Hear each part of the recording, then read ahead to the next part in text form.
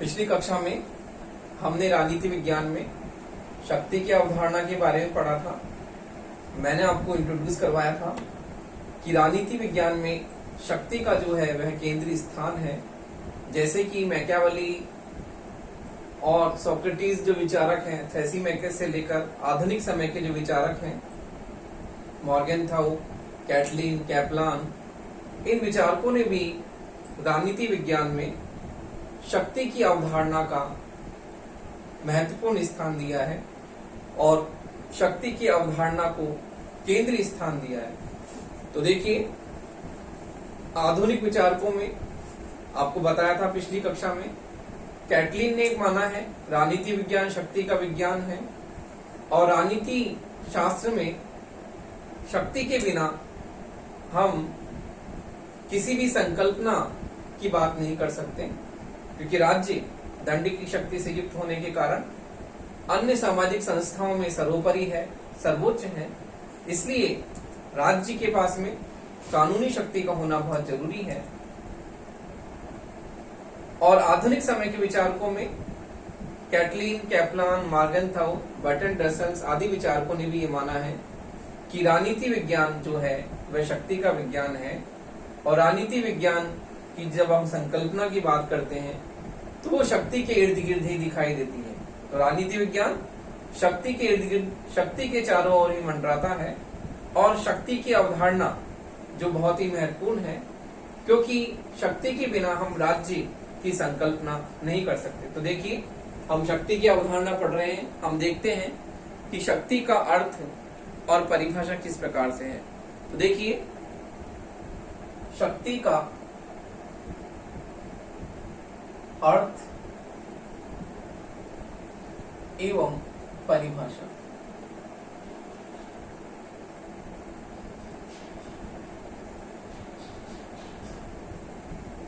तो देखिए, शक्ति का अर्थ एवं परिभाषा। शक्ति जब अपने नंग स्वरूप में होती है तो एक तलवार की तरह होती है। मैं एक उदाहरण से आपको बताता हूं। जिस प्रकार से तलवार जब मयान में होती है तो वो सत्ता से युक्त होती है और जब तलवार को मयान में से निकाल लिया जाता है, जब उसका स्वरूप बिल्कुल नग्न होता है, तो वास्तव में शक्ति से युक्त होती है। तो हम ये देखते हैं कि जब तलवार मयान में ढकी है तो उसको सत्ता का आवरण से वो ढकी हुई है, जबकि तलवार को जब हम बाहर निकाल लेते हैं तो वो शक्ति पर आधारित होती है। उसे हम क्या कहते हैं? शक्ति कहते हैं। तो देखिए, शक्ति जो है अपने नग्न स्वरूप में बल प्रयोग की अवधारणा है। तो शक्ति अपने वास्तविक स्वरूप में केवल बल प्रयोग है, लेकिन जब वो सत्ता के साथ युक्त हो जाती है तो उसके साथ में सत्ता मिल जाती है। तो इस प्रकार हम ये देखते हैं कि शक्ति जो है बल प्रयोग की अवधारणा के रूप में अपने नग्न स्वरूप में हमें दिखाई देती है, जबकि जब वो सत्ता से युक्त हो जाती है तो फिर उसे आगे वैधता भी मिल जाती है। तो देखिए, इसका अर्थ या परिभाषा हम देखते हैं कि किस प्रकार से शक्ति जो है वो क्या है। तो देखिए, मैकाइवर ने कहा है शक्ति एक, मैकाइवर का विचार है कि शक्ति एक बहुपक्षीय तत्व है। शक्ति एक बहुपक्षीय तत्व है।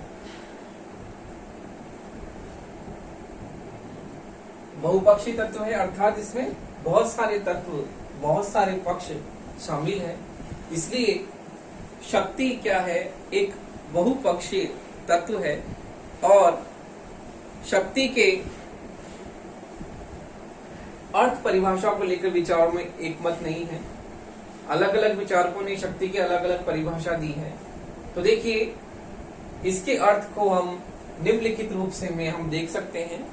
तो देखिए, राजनीति विज्ञान में शक्ति के प्रमुख अर्थ निम्नलिखित है। तो देखिए,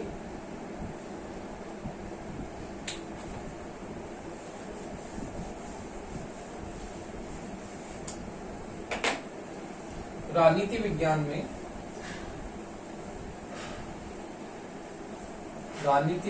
में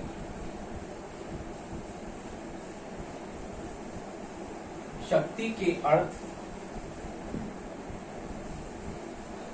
निम्नलिखित हैं। शक्ति के अर्थ निम्नलिखित हैं। देखिए, इसमें हम देखते हैं, पहला पॉइंट है बल प्रयोग के रूप में। बल प्रयोग के रूप में,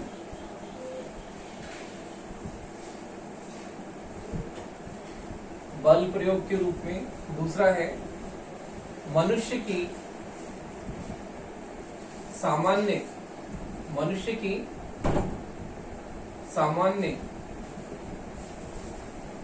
प्रवृत्ति के रूप में। मनुष्य की सामान्य प्रवृत्ति के रूप में।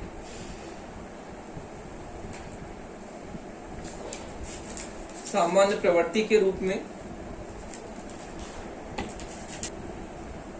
शक्ति के बारे में पढ़ा था कि शक्ति के विभिन्न अर्थ निम्नलिखित हैं। बल प्रयोग के रूप में, मनुष्य की सामान्य प्रवृत्ति के रूप में, शक्ति बल प्रयोग की संभावना है। तीसरा है शक्ति बल प्रयोग की संभावना है।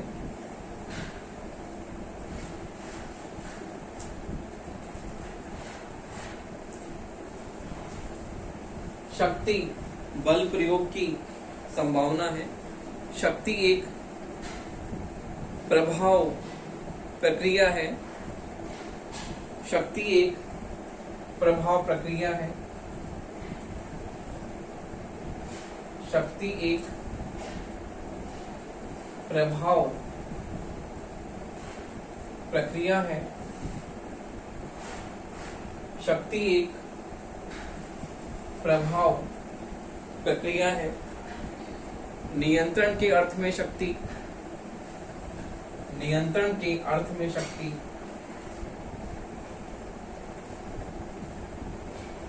नियंत्रण के अर्थ में शक्ति,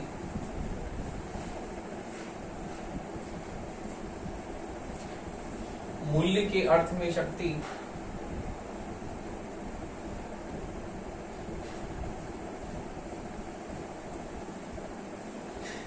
तो देखिए, शक्ति की जब हम बात करते हैं तो शक्ति को लेकर विद्वानों में मतैक्य नहीं है, एक विचार नहीं है। शक्ति के बारे में विभिन्न विचारकों ने अलग अलग जो है अपने विचार प्रतिपादित किए हैं।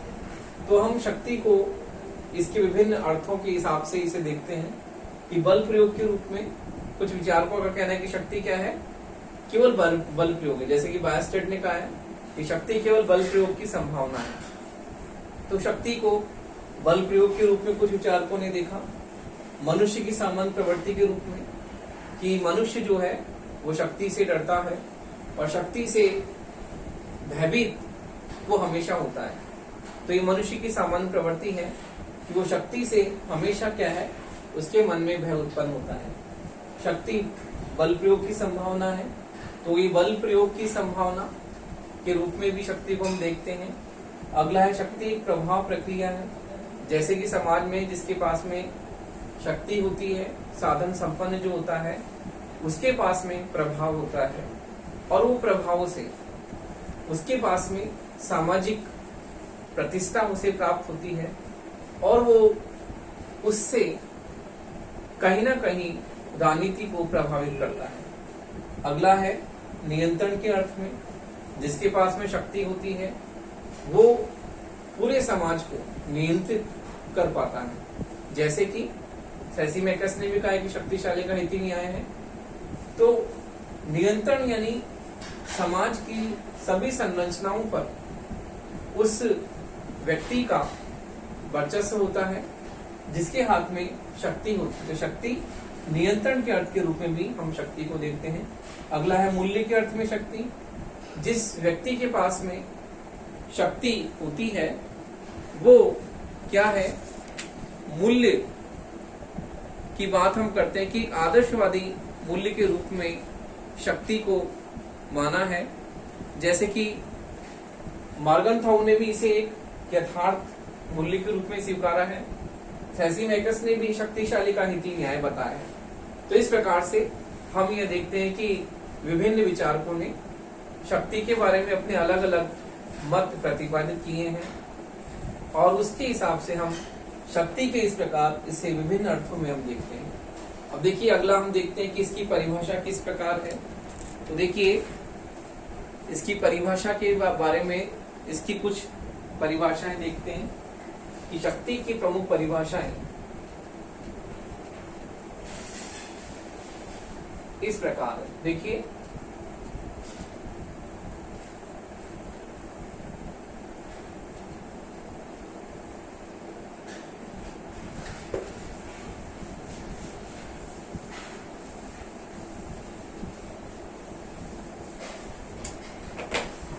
शक्ति की प्रमुख परिभाषाएं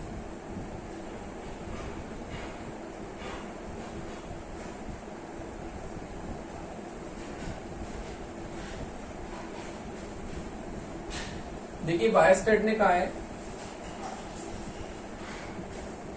विभिन्न विचारकों ने शक्ति की अलग अलग परिभाषाएं दी हैं। हम बायस्टेड के बारे में देखते हैं कि बायस्टेड के अनुसार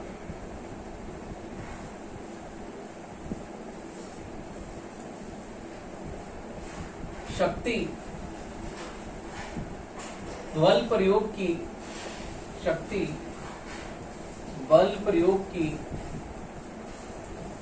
योग्यता है।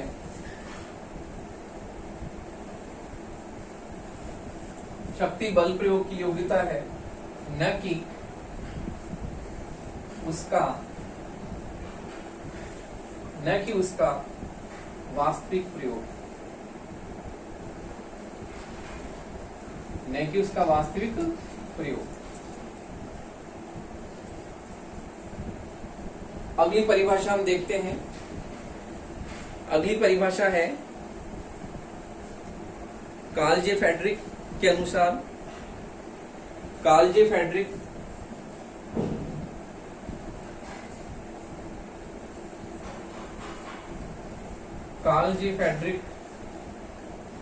के अनुसार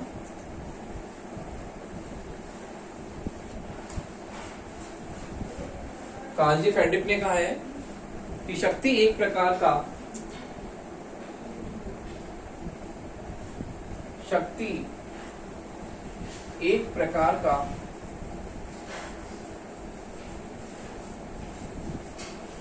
मानवीय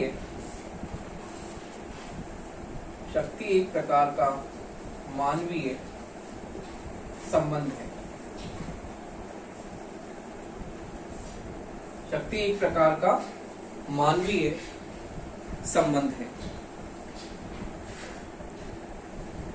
तो देखिए इस प्रकार शक्ति की हमने विभिन्न परिभाषाएं देखी और इस प्रकार शक्ति जो है वह जैसे कि बायस्टेड ने कहा है कि वह एक बल प्रयोग की योग्यता है, न कि उसका वास्तविक प्रयोग। बल प्रयोग की योग्यता है अर्थात शक्ति बल से युक्त होती है, लेकिन बल प्रयोग को ही हम जो है शक्ति के रूप में नहीं देख सकते कि केवल इसकी योग्यता है। अगला है शक्ति एक प्रकार का मानवीय संबंध है, क्योंकि ये मानवीय संबंधों की बात इसमें होती है कि किस प्रकार से शक्ति का प्रदर्शन व्यक्ति करता है और मानवीय संबंधों पर आधारित होता है।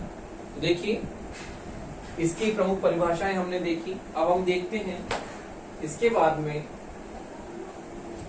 शक्ति की परिभाषाओं के बाद में हम देखते हैं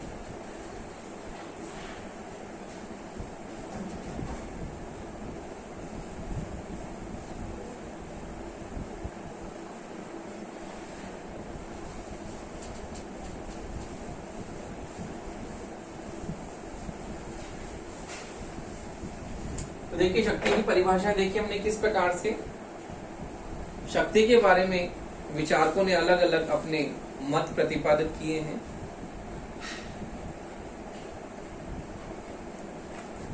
और ये बताया है कि शक्ति जो है वो अलग अलग रूपों में इसके रूप हैं। और मैक्स वेबर ने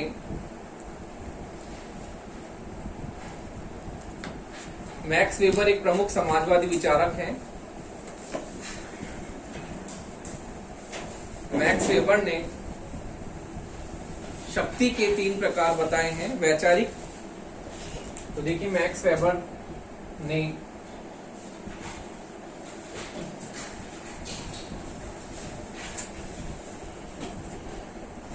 शक्ति के 3 प्रकार बताए हैं।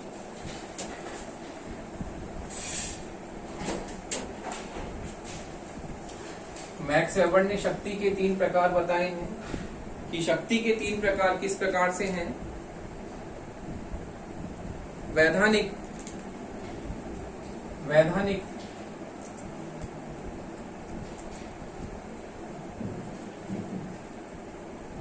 या कानूनी, दूसरा परंपरागत और तीसरा है करिश्माई। तो देखिए मैक्स वेबर ने शक्ति के 3 प्रकार बताए हैं कि वैधानिक और कानूनी शक्ति, परंपरागत शक्ति और करिश्माई शक्ति। तो मैक्स वेबर ने शक्ति के 3 प्रकार बताकर ये बताया कि शक्ति कानूनी शक्ति से युक्त भी होती है, परंपरागत तरीके से भी शक्ति का प्रकार माना जाता है, और करिश्माई और जादुई शक्ति को भी जो है इसमें शामिल किया जाता है। तो देखिए इस प्रकार मैक्स वेबर ने शक्ति के 3 प्रकार माने हैं। अगला हमें शक्ति के स्रोत की बात करते हैं कि शक्ति के स्रोत क्या हैं। तो देखिए शक्ति के स्रोत की बात हम करते हैं। शक्ति के स्रोत क्या हैं?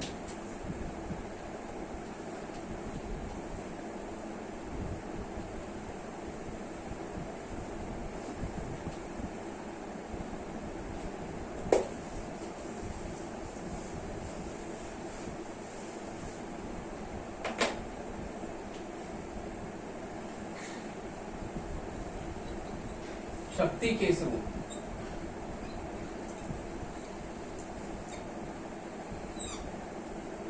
यह आपकी परीक्षाओं में कई बार 2 नंबर का प्रश्न पूछ लिया जाता है, और कई बार ये 5 नंबर का प्रश्न भी आता है कि शक्ति के स्रोत क्या हैं, इनको आप इनकी विवेचना कीजिए। और कई बार बड़ा प्रश्न भी आ जाता है कि शक्ति से आप क्या समझते हैं, शक्ति के स्रोतों को आप जो है विश्लेषित कीजिए। तो देखिए पहला जो स्रोत है शक्ति का वो है ज्ञान। पहला स्रोत है ज्ञान। दूसरा है प्राप्ति या उपलब्धियां। प्राप्ति या उपलब्धियां। तीसरा है संगठन एवं आकार। संगठन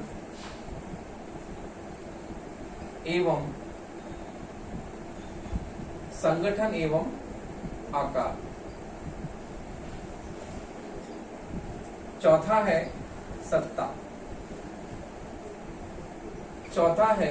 सत्ता।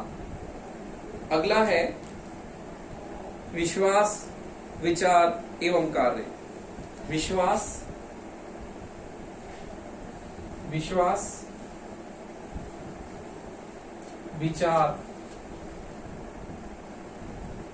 विचार एवं कार्य। अगला छठा है परिस्थितियां।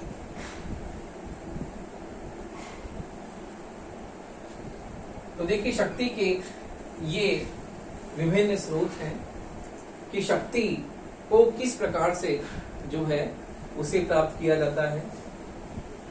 पहला है ज्ञान के आधार पर। अर्थात ज्ञान जो है वह शक्ति का महत्वपूर्ण स्रोत है।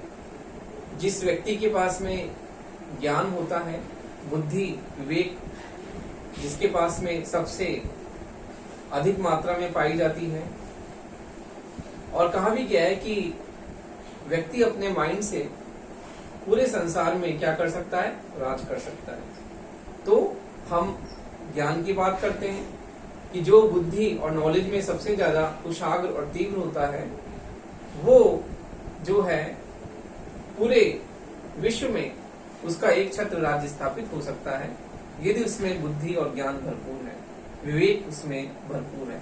तो देखिए, ज्ञान शक्ति का प्रमुख स्रोत है, और जिस व्यक्ति के पास में ज्ञान प्रचुर मात्रा में उपलब्ध होता है, वो व्यक्ति शक्ति से संपन्न होता है। तो देखिए, इसमें हम ज्ञान में बात करते हैं कि जिस व्यक्ति के पास में ज्ञान है, नॉलेज है, वो व्यक्ति क्या होता है, अपने ज्ञान के बल पर वो शक्ति से संपन्न होता है। अगला है प्राप्ति एवं उपलब्धियां। ये ज्ञान का बाह्य स्रोत है, जैसे कि पद प्राप्ति। इसमें हम देखते हैं पद प्राप्ति, सम्मान। पद प्राप्ति सम्मान की बात करते हैं कि कोई पद व्यक्ति को प्राप्त है, बहुत ही सर्वोच्च पद पर उसे अपनी सीट मिली है, आसीन है सर्वोच्च पद पर, कोई सम्मान, उसे कोई नागरिक सम्मान मिला है राज्य की तरफ से। तो प्राप्ति या उपलब्धियां भी क्या है, शक्ति का प्रमुख स्रोत है। अगला है संगठन एवं आकार। तो देखिए, संगठन एवं आकार जो है वो राज्य एक शक्तिशाली संस्था है, और इसका क्या है, सुदृढ़ संगठन है। तो किसी भी संस्था के आकार को उसकी शक्ति का स्रोत माना जाता है। जितना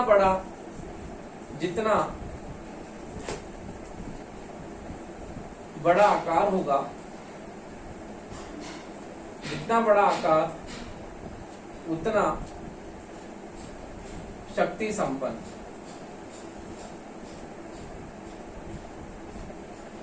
जितना बड़ा आकार उतना शक्ति संपन्न। तो देखिए, संगठन एवं आकार भी शक्ति का प्रमुख स्रोत है। समाज में अनेक संगठन है, जैसे कि व्यापारिक संगठन है, मजदूर संगठन है, शिक्षकों के संगठन है, उसी प्रकार से कई बुद्धिजीवियों के संगठन है। तो ये संगठन जो है, उस संगठन में जिस संगठन का जितना बड़ा आकार होगा वो उतना ही क्या है, शक्ति संपन्न माना जाएगा। तो इसलिए संगठन एवं आकार भी शक्ति का क्या है, प्रमुख स्रोत है। अगला है सत्ता। तो देखिए, सत्ता का एक प्रमुख, शक्ति का प्रमुख स्रोत सत्ता है। अन्य व्यक्तियों से कम योग्य निर्बल व्यक्ति भी क्या है, सत्ता प्राप्त करके जो है वह प्रमुख रूप से प्रभाव में आ जाता है। तो देखिए, सत्ता एक महत्वपूर्ण कारक है, और सत्ता के कारण निर्बल से निर्बल व्यक्ति भी क्या होता है, प्रभाव में आ जाता है। क्योंकि सत्ता ऐसी चीज होती है जो व्यक्ति को प्रमुख रूप से उसे शक्ति संपन्न करती है। तो ये कहा भी गया है कि जब शक्ति सत्ता से युक्त होती है तो उसे वैधता भी मिल जाती है। जब शक्ति केवल नंगी तलवार के रूप में होती है तो उसे सत्ता नहीं मिलती, और जब शक्ति सत्ता से युक्त हो जाती है तो लोग उसे वैधता भी मिल जाती है, उसे औचित्यता मिल जाती है। अर्थात व्यक्ति जो है अपने मन से राज्य शक्ति के कानूनों का सहर्ष पालन करते हैं।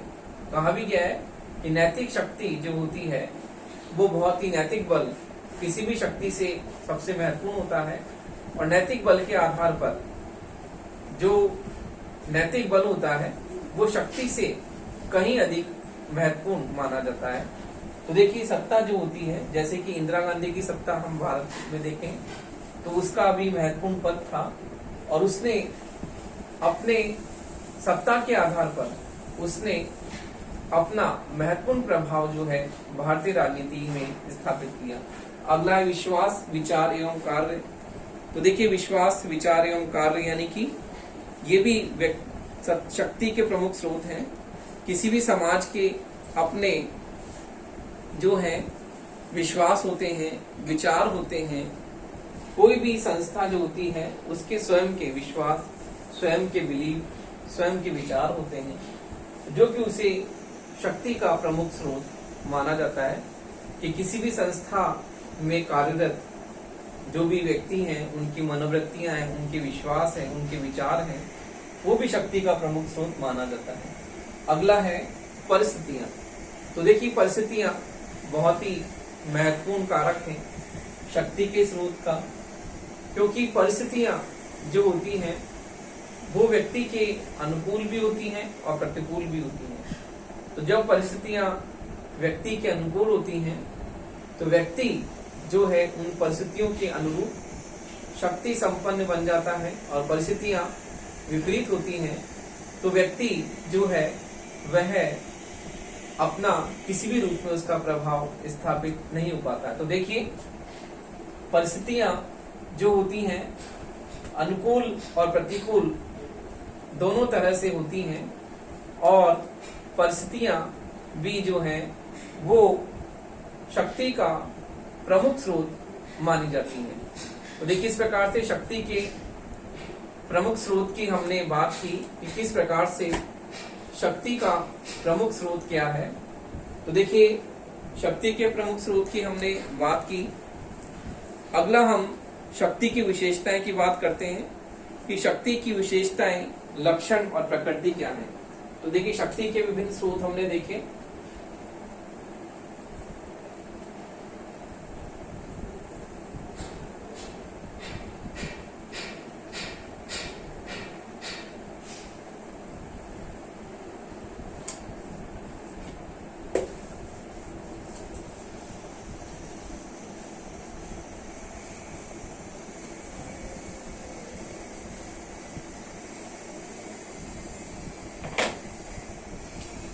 देखिए, शक्ति के लक्षण, विशेषताएं,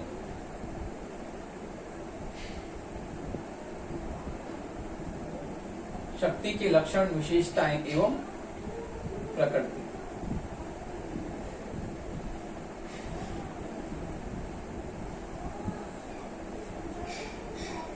देखिए, हमने अभी शक्ति के स्रोत के बारे में पढ़ा था कि शक्ति के क्या स्रोत होते हैं। उसके बाद में हम शक्ति के प्रमुख लक्षण, विशेषताएं, प्रकृति देखते हैं कि शक्ति के प्रमुख लक्षण, विशेषताएं क्या हैं। तो देखिए, पहला हम देखते हैं कि शक्ति की जो विशेषताएं किस प्रकार से हैं। तो शक्ति की विशेषताएं निम्नलिखित हैं। शक्ति की प्रमुख विशेषताएं, शक्ति की प्रमुख विशेषताएं निम्नलिखित हैं।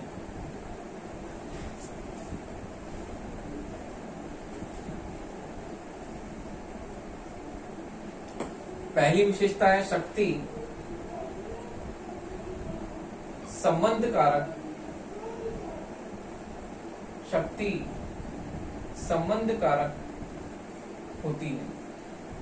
देखिए, शक्ति की हमने प्रमुख विशेषताओं की बात करी, उससे हम पहली विशेषता देखते हैं कि शक्ति क्या है, संबंध कारक होती है। क्योंकि राजनीति विज्ञान में विभिन्न संस्थाएं, विभिन्न व्यक्ति काम करते हैं और विभिन्न व्यक्ति इन संस्थाओं के बीच में एक संबंध पाया जाता है। उस संबंध के आधार पर हम शक्ति की अवधारणा को देखते हैं कि उन संस्थाओं, उन व्यक्तियों के बीच में क्या संबंध है और उस संबंध को हम देखते हैं। इसलिए हम कहते हैं कि शक्ति संबंध कारक होती है, क्योंकि विभिन्न व्यक्ति और संस्थाओं के बीच में संबंध पाया जाता है और उस संबंध के आधार पर हम जो है वो इसकी बात करते हैं। तो देखिए, इस प्रकार शक्ति की प्रमुख विशेषताएं में हमने संबंध की बात करी कि शक्ति क्या है, संबंध कारक होती है। विभिन्न व्यक्ति संस्थाओं के बीच में शक्ति संबंध को स्थापित करती है कि संबंध के आधार पर ही शक्ति जो है स्थापित होती है।